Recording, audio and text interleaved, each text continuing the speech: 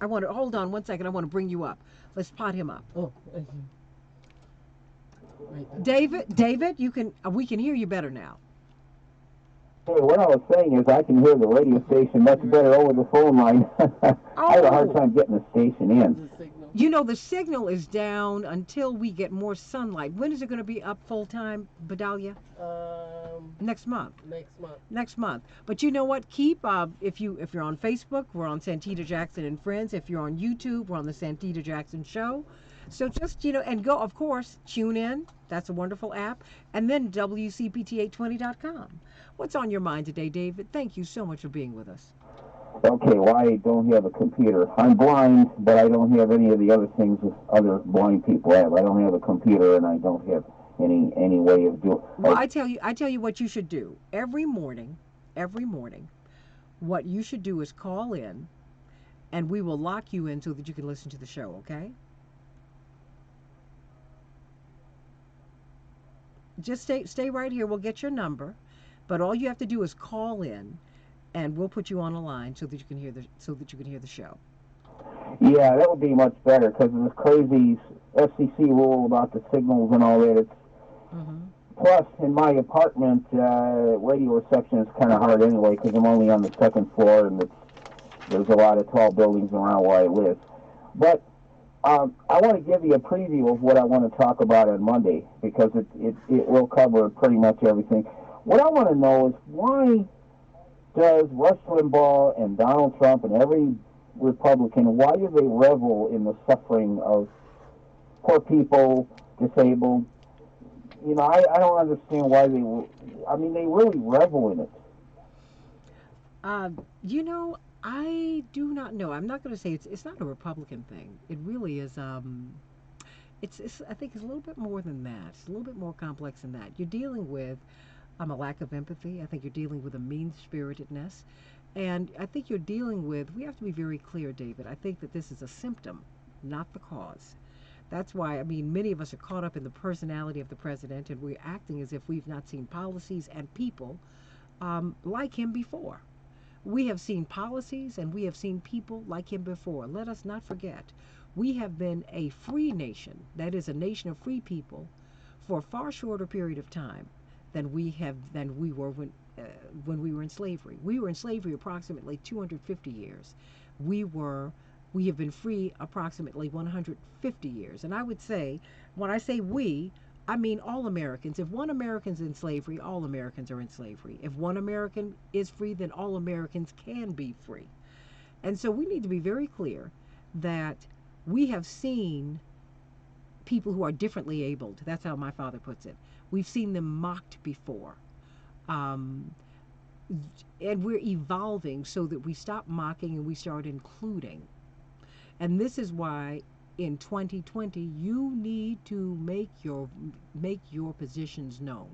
Let people know what your needs are. Otherwise, they shouldn't have your vote. And you need to organize other people who are blind, other people who are deaf, other people who might have broken a leg, David. When I broke my leg, and this might sound like a very simple thing, but I have to say this. I broke my leg. I got a new appreciation for people with disabilities, people who are differently abled, because I had to start looking for ramps for like 4 months. 4 months. 4 months. I mean, it changed my life because if there was not a ramp, dragging that cast, I couldn't do it.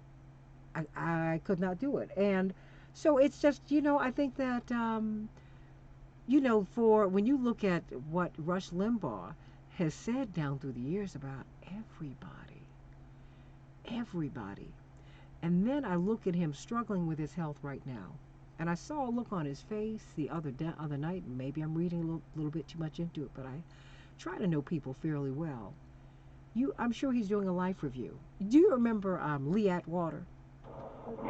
Yes, he's another very evil, hateful individual, and I mean evil, Well, super evil. well, I kind of pump the brakes on calling people evil, but they do things that are really unkind and that are evil. But interestingly, when he found that he was dying, and when I think about it, Lee Atwater was very young. He wasn't even 50. he started calling all of the people he'd hurt. He had been the head of the Republican National Committee, and he was aggressively mean. Whew. And he started calling many of the people. He didn't call Reverend Jackson, but he called Ron Brown. He called most everybody who he had actively tried to hurt or who he had offended before he got off this earth, because he couldn't hold that. And we have to start holding people accountable.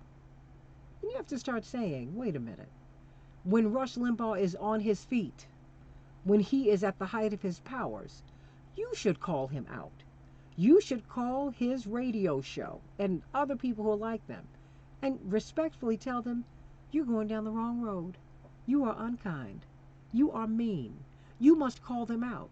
We have an obligation to call all of this mean-spiritedness out. I mean, these people, Rush Limbaugh is white, Donald Trump is a white man, most Republicans are white people. What are they so angry about, and what do they have to be angry about? They Well, yeah, now you're white, yes? call a half-breed. I'm American Indian. I don't know how much I'm American. Okay, but you identify just basically for the sake of just being in public. People, you read white, right? Yes. Okay, so you're white. That having been said, I mean, let's just thumbnail sketch. You have an obligation to talk to other white people. See, you have a space that I don't have. You got to talk to other white people. White people must call white people out on white racism. That's not my job. I have to deal with it. But you can work it through. You can work it through. You should talk to other white people about white racism. Have that conversation. I'm not going to have that conversation because I can't move the needle. You can. Because white people raise white kids, or deny it. They're in well, then you need to push them on that, because there's nothing I can do about it, because the denial, and no one wants to be called racist, all of it, but they just want to be racist. And but nobody wants to be anything awful. They certainly don't want to be called that, but they don't mind behaving that way. And I just think you just have to very very be very very be very very firm and very very consistent in calling people out on that. That's how you have. I mean, and it's tough. It's tough, but don't leave it to me. It's not my problem. It's not my sickness. At least not that side of it. That's something that I think whites have to figure that out.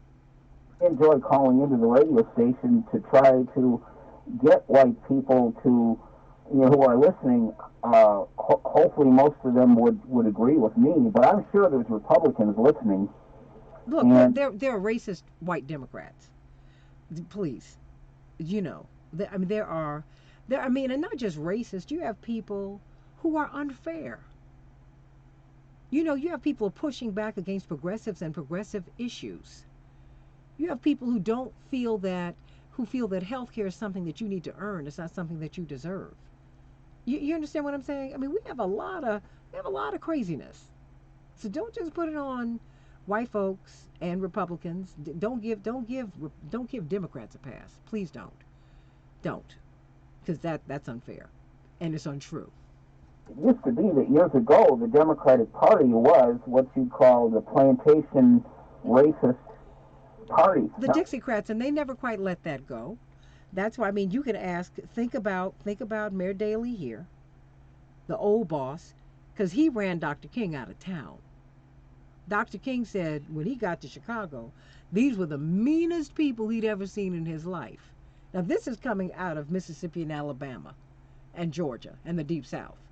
Bull Connor, he said, Bull Connor has nothing on these people I've seen in Chicago. Remember, a whole neighborhood threw rocks at him, and he had to get out of Gage Park. This happened in Chicago. I was a teenager at that time. I was just a kid at that time. But Rush Limbaugh loves to point out that the Democratic Party was a racist party, and he's right about that. But today's Republicans are what the white Democratic Party used to be. That's what he fails to realize. You know what? I have to tell you, I don't give Rush Limbaugh a lot of space. I mean, God bless him. I mean, beyond wishing him well as as he really fights for his life right now, because I really do believe that he's fighting for his life. Beyond that, I just don't give him a lot of space. You know, people who spew all of this hateful rhetoric and all of that, I just don't give them a lot of space. I just don't think he deserves it. I really don't. I don't. I think what I do with him, I understand, and plus I also understand the corporate support that he's received. Much of his airtime is bartered time. Did you know that? Much of the time that he gets in radio, every radio station has free time that they can give to any particular issue. Much of the time that Rush Limbaugh, his show was built into the juggernaut that it is on bartered time. So he's had tremendous corporate support. Out of the more than 2,500 talk radio stations in the country, only five or six are progressive. This this talk radio show, talk radio, was built by the right wing for the right wing. So I think we have to be very honest about who these people are and who supports them. That's why looking at Donald Trump, oh, poor white people support him. No, no, no. Very, very, I mean, well-to-do white people. He got the majority of the majority vote. He got the majority of white voters. He got them. 2/3 of the people who vote for him make $50,000 a year or more. What we see at these rallies is a lot of stagecraft, and a lot of his supporters, most of them don't come out and see him. They just contribute to him, and more than that, they vote for him. So let's just get real about it's not just a Republican thing, because we saw from 2016 election and even from 2008 that people cross party lines. People they toggled between Bernie and Trump, Bernie and Trump, Bernie and Trump, because these two crunchy older white men looked like they were ready to take it to the establishment, and people really didn't care who did it. They just wanted someone to take it to an establishment. I mean, because remember in 2008, the head of Goldman Sachs went to Nancy Pelosi and gave her a 2.5-page document and said, we need $770 billion from the U.S. government today, by the close of business today on Friday. If you don't give it to us, we're shutting down the economy. Whew. Oh, no, just think back. That's what happened. That's why people were so black. I mean, not black, white, brown, yellow, and red people in America, red folks, everybody was so angry that we shut down the congressional communication system. And then they changed it so not that many calls could get through. But Americans were so angry, that helped to push Barack over the top, too, because we thought that a black man would never do this to us. So, I think we just have to get very real. Let's pull some of these labels, pull back the labels, because when you pull back that bandage, you're going to see the sore. The sore. I had even said or did one thing that Donald Trump has said or done, oh man, I would hate to even see what they'd be. Yeah, but you know what? I don't even care about that, because you know what? It is what it is. Okay, so you know what? Now what we still have is a mess. Now we still have I mean, because his presidency is now part of history, and he is a singular figure in American life, and we should be proud of the fact that this black man, achieved, really was able to achieve this electoral victory, and that's great. That having been said, now we still do not have enough food to eat. Now we still cannot pay our medical bills. Now we still have a whole lot of problems. Let's deal with those things. I'm not going to relitigate President Obama and whatever issues that President Trump has with him or he might have with President Trump. I don't care. What I care about is getting cool kids code. Get these kids funded so they can go to school. That's what I want to do. You know what I mean? I want to find out what you need, David, because I think that as someone who's differently abled, there's so much that you can contribute to society, but you need to have whatever it is that you need so that you can function more fully in this society. Whatever it is that you need. Yeah, I'm trying to do the best I can. Yeah, but you need more, and you need the playing field to be evened out for you, and that's what I want to talk about. I want to talk about what we can do to help and to really look. I can't. Can you imagine a world without Stevie Wonder?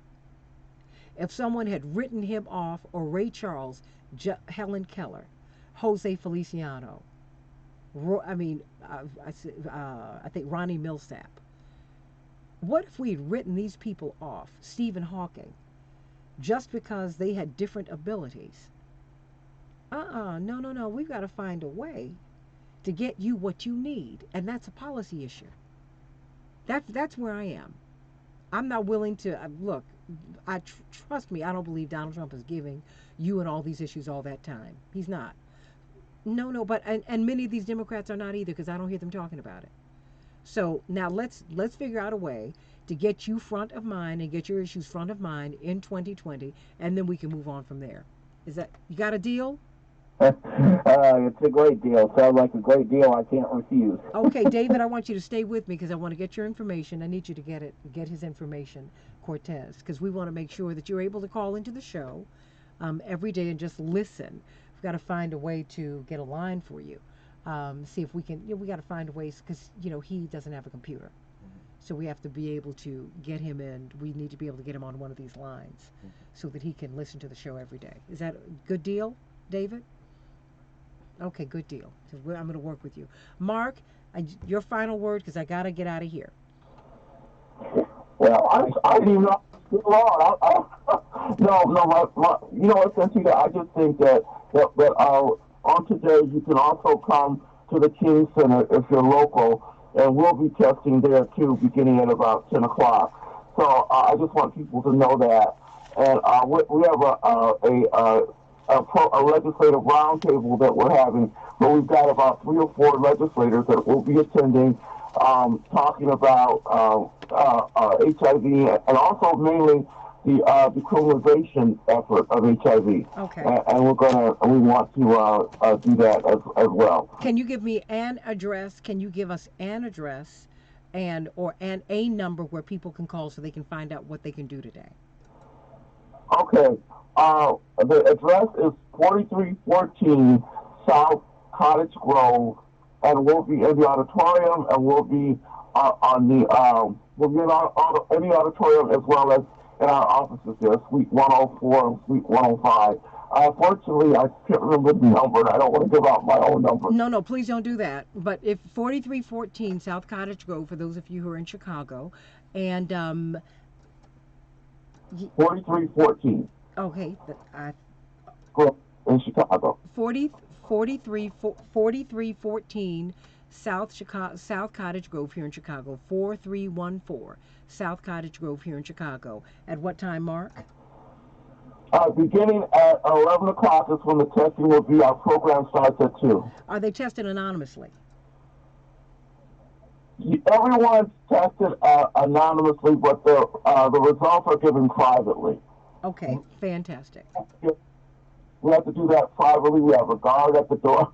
We carry out, but we are protective of people's confidentiality. Absolutely. Okay, that's important. I love you and both. We get people come. Yes. Okay, and free condoms anytime you want them at the front desk. Okay, fantastic. And I hope you will work with us on this drive that we're going to have for feminine products for women going forward, because we need those too. I mean, while you all are passing out condoms, you should also have a basket for women too, because women have HIV and AIDS. How about that? But and you know who's the champion of that? It's a friend of yours, Dr. Willie Wilson. But I want you to become a champion of that, because while you have a basket of condoms, you should have a covered basket for women for our products, because in Chicago we have an issue. Okay, really, we need to be sensitive to men and women, because women can't use, unless you have female condoms, we can't use those. But you're going to have some poor women who are coming in there, and since so many black women, so many women of all colors have to deal with HIV and AIDS, you don't know what their circumstances are, you don't know what their situation is, and they should have access to that too. Can you sensitize everybody to that? That's one of the things I love about my Mark. And so I want you to stay right here, Cortez. is going to get your information about. I'm going to take you off air. Hold on, David.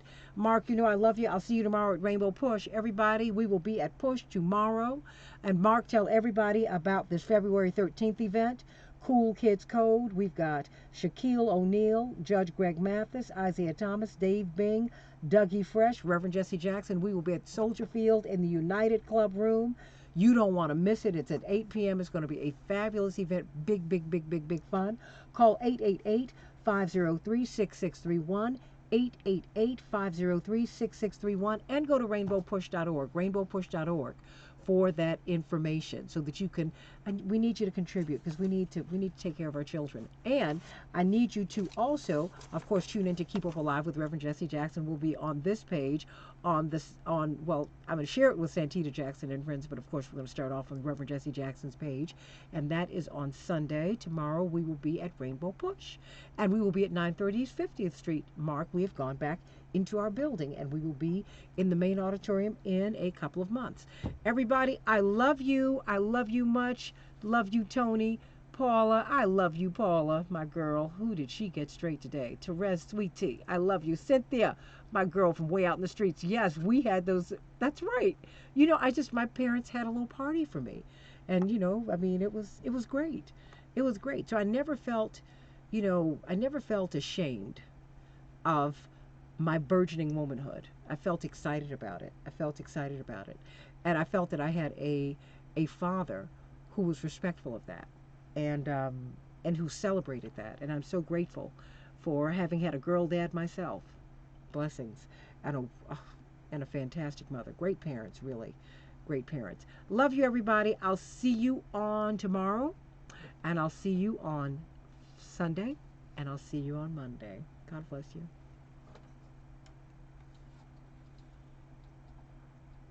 Okay, I need you to get David's information. And let's pull him off the speaker. That's right.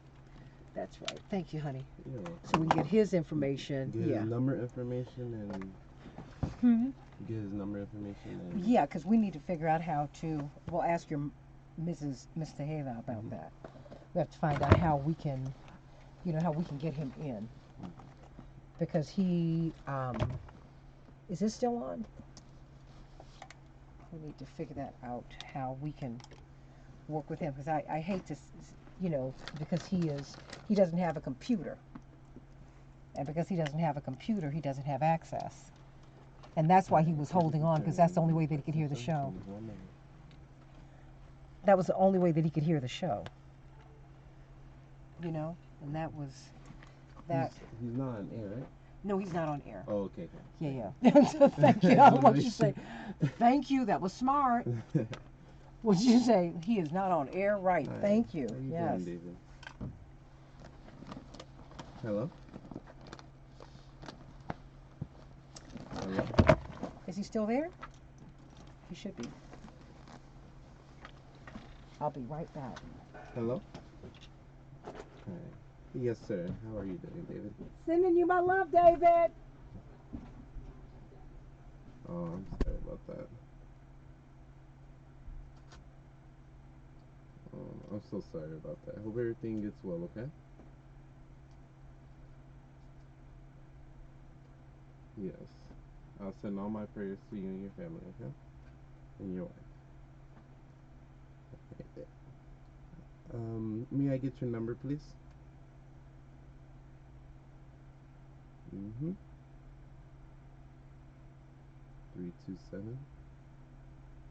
327-2023. Okay, and may I get your address, please? I'm sorry, not your address, your Gmail. May I get your Gmail, please?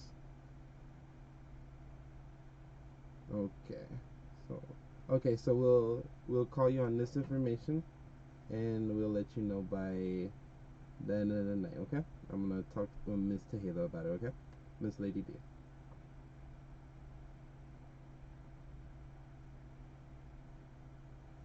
Mm-hmm. Yes, sir. Yes, sir. Thank you very much. Thank you very much for staying tuned with the Santita Jackson Show. No problem. Have a wonderful day, okay? You're welcome.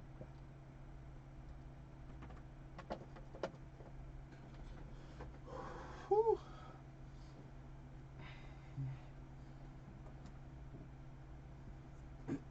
Okay.